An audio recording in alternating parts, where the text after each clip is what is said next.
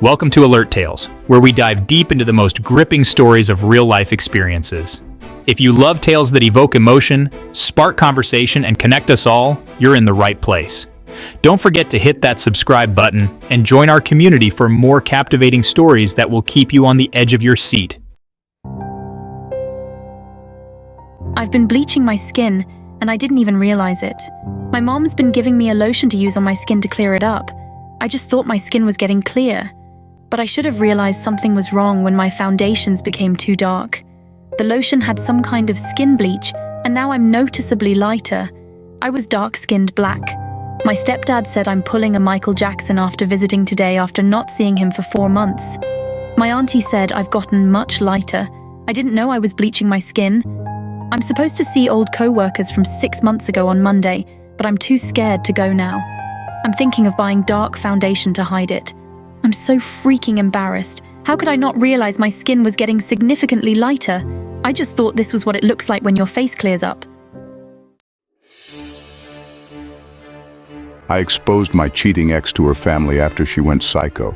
Before all this happened, I thought my girlfriend was perfect. For context, I met her around 2 years ago at a mutual friend's party. We were introduced over dinner, and at the end of the night, she asked if I'd be willing to get a bite to eat the following Saturday. I said sure, because she seemed like my type. Fast forward almost 2 years, everything had been great between us before I broke up with her a few days ago. In retrospect, I was getting a lot of red flags from her. On a typical Friday night, we would chill at my place and cook dinner together. But she started flaking on me 2 to 3 times in a month to go out with her friends, which was strange because she was never the party type. She was also weirdly secretive about her phone. Whenever it was charging, she put it face down. If I asked to use it, she would hover over my shoulder the entire time.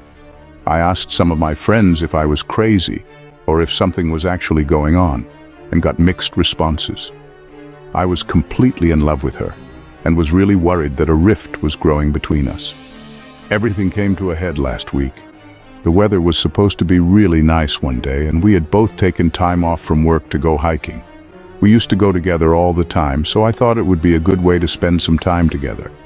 The weather changed last minute, and when I woke up, it was pouring. The weather app said it was supposed to keep going all day, so I pretty much gave up on going out. I texted my ex asking what she wanted to do since I didn't want to go outside in the rain. She took a really long time to reply, basically saying that she was still going because the rain wasn't that bad. I asked multiple times if she was sure, since the main point was spending time together, and it was a waste of a vacation day to run around in the rain. She insisted it was fine and that she could handle it, saying she needed some alone time and would swing by later to have dinner. I gave up and said okay, telling her I loved her, and to bring a jacket so she wouldn't get sick. After staying in bed for a while longer, I decided to go on my laptop to watch some YouTube.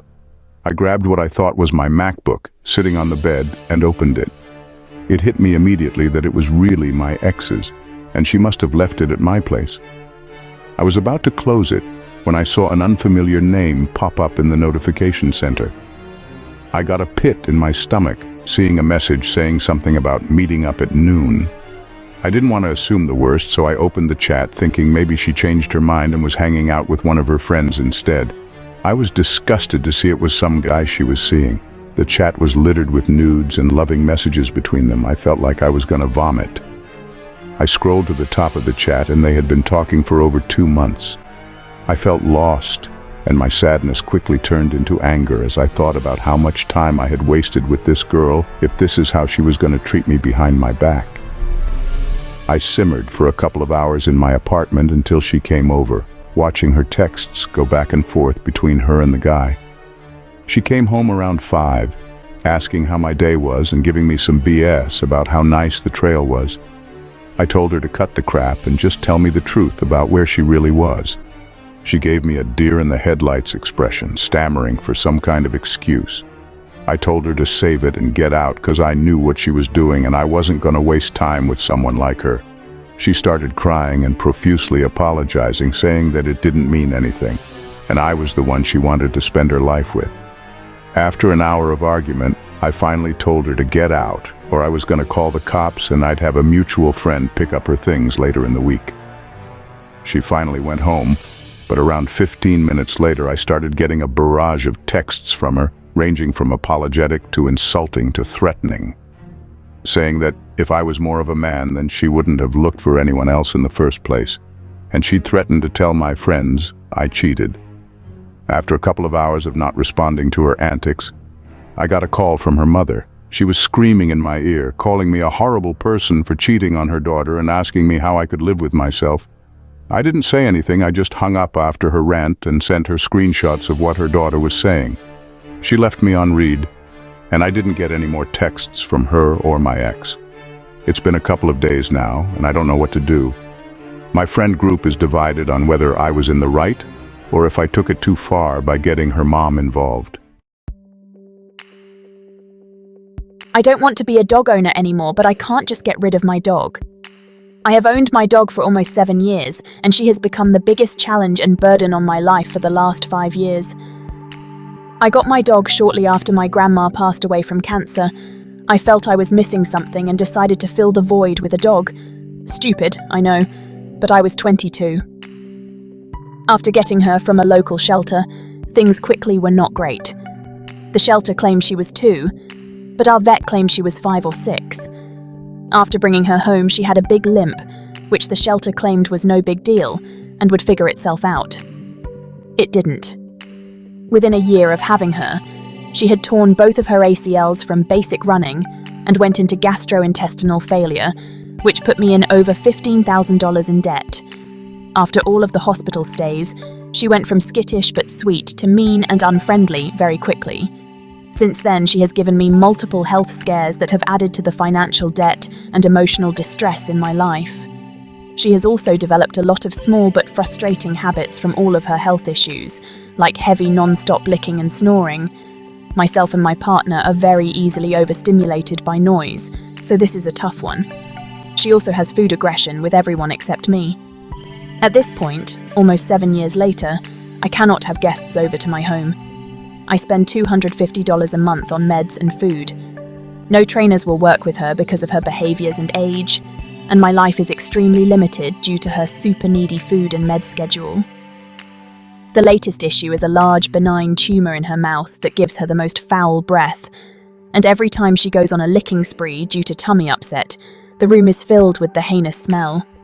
The vets can't remove it, and it doesn't affect her ability to eat and play, but it is really bad. All of this to say, I love my dog, but all of the work that comes with her makes me not want a dog now or ever again. I grew up with dogs and never thought anything like this with them. I also cannot give her up to a shelter because they would just immediately put her down due to her behavioral and health issues, and I can't rehome her because of the same reasons. I feel like a piece of shit and the worst dog owner ever to complain about things neither of us have control over, but that all has become too much, and my quality of life is suffering. Info clarification. My dog lives a very normal, active life currently. She eats and drinks and plays and poops like a normal dog. She is not actively dying, just high maintenance due to her past injuries and illnesses, which takes a toll on my partner and myself. I made the US national team and I've never been more miserable. I'm a college-level swimmer in the US and I'm so sick of my life. I've trained ever since I was a young kid, and since I was naturally gifted both athletically and academically, I've always had to be the best at everything, and it's so exhausting. Ever since middle school, my life has been train school sleep. I was put in advanced courses at a young age and would practice a ridiculous amount every week. In high school, it was probably the worst. Waking up at 4:15 to train, then going to 2 different swim practices, then school, then my 3rd practice, and finally getting home at about 8 to do homework until about midnight, since I was in all advanced classes. Rinse and repeat. No time for hobbies, dating, or anything really.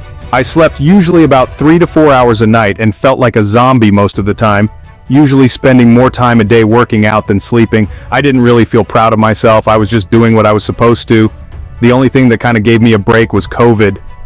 Now, I'm in the tail end of college and I'm not sure I can keep going like this.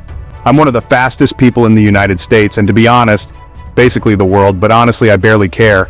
I don't have the time or energy to date, have hobbies, go out with friends on weekends, since I usually spend my time studying or catching up on sleep. I decided to add up my time recently and try to plan it better to maybe have more free time, but as of right now, I'm working over 80 hours a week on training and school, but I have no choice other than to keep going. I want to be an engineer, but I can't quit swimming because it's giving me a scholarship.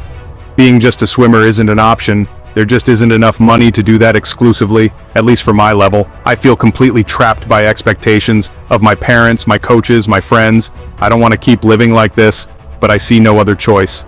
I see other students doing fun things, dating, or just living regular lives, and I can't help but feel incredibly jealous. I'm so sick of waking up at 5:30 every day and getting home at 9, and going to bed about midnight. My life isn't my own. I feel like I have no interests other than occasionally playing games to try and de-stress. I know the grass is always greener looking over the fence, but anything must be better than this. I don't really know how to end this. I just needed somewhere to rant.